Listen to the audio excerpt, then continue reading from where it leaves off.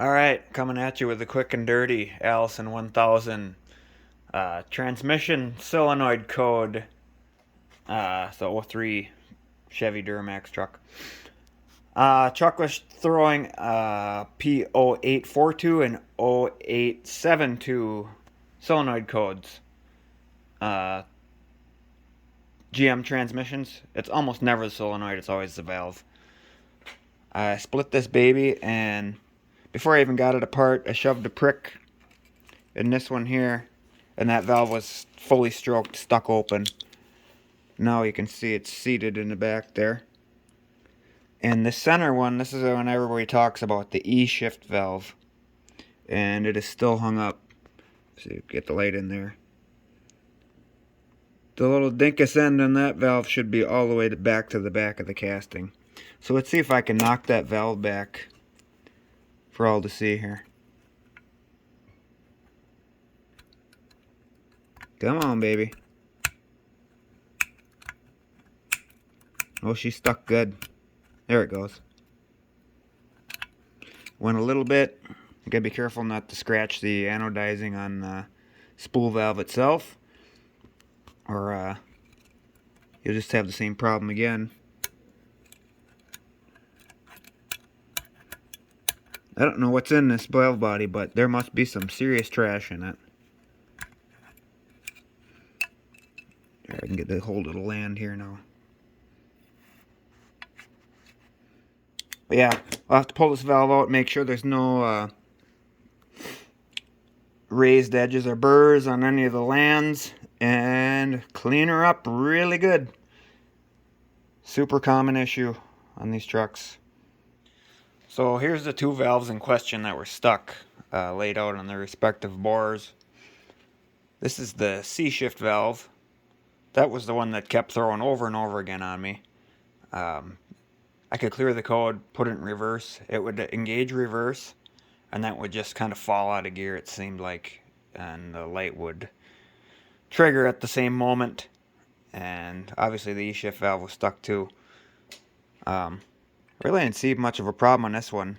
This tranny just had the tail housing replaced on it, and they drove it for, I don't know, way too long in limp mode.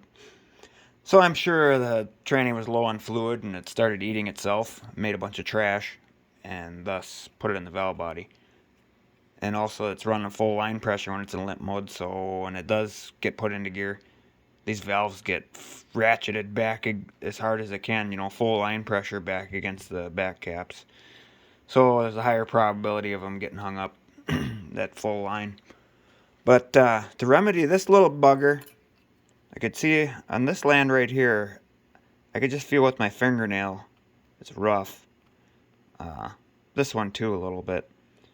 But I'm going to take a piece of Scotch-Brite. I'm not going to go crazy. I'm just going to ever so lightly dress the front faces of all these lands. So what happens is you get a little bit of junk in the valve body, and it gets pinched between the leading edge of the valve and the wall in the valve body. When it seals off to one of these walls, a little piece of junk in there, just like slamming your finger in a car door. Same idea, get stuck. So yeah, I'll find me some Scotch-Brite and dress them up and get to cleaning. Alright, I've been polishing on this C valve for a little bit. And got it like I want it. You're done, and you can't even tell I even touched that, but just lightly rolling around the leading edge where it would get caught on that Scotch-Brite. This is cleaned up. There's virtually no oil in this valve body. A little bit of solvent yet, but when you hear that valve, when that valve will move that freely and you hear it smack the bottom all by itself, that's what you want. But you don't want to take so much off. Well, you don't want to take any off, really. You're just trying to remove the burr, is all. But she floats all the way to the bottom freely by herself. That's the objective. Alright, the C valve's back in. She got a nice snap to her now. Oh, just got I cleaned up the E valve here. And I'll show you what I mean here instead of trying to explain it 15 different ways. I just take the leading edge there, the front, get you in frame here, into focus. The front of the valve there. That's all I'm doing. Not putting it in a drill or going crazy with it. All I'm trying to do is lift them burrs out of there. And I'm just doing that front corner in each one. And you can feel it when you first start. You feel it grabbing, and then you get the burrs out of there. And you can feel it get smoother on your hand. We'll try her out in the bore. I don't expect it to be ready to go just yet, but I'll try it.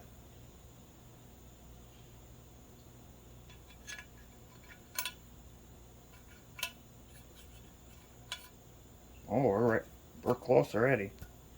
It's got about an inch to go yet.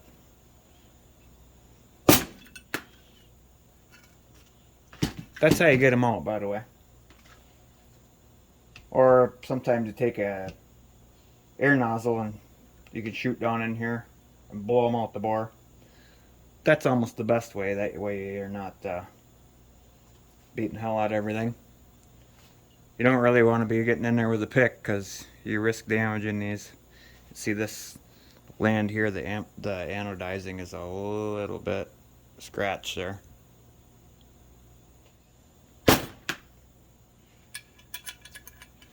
Even rotating in the bore here like this helps.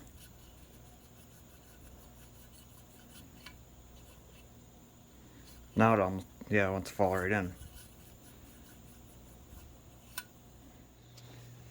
Alright, I've been playing with this for about 15 minutes now. It's not perfect, but I think it'll suffice. Doesn't quite fall in all the way. It's a little... It catches a little bit down here at the bottom, but now it's seated.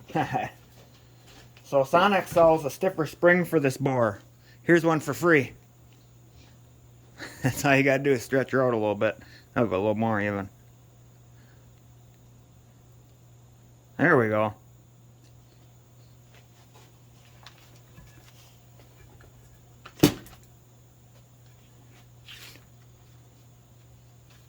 Put her in the right hole there.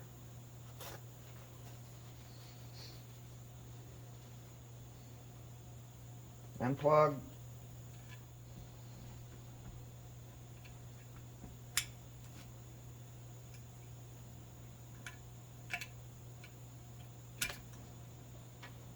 Well, that's all there is to it.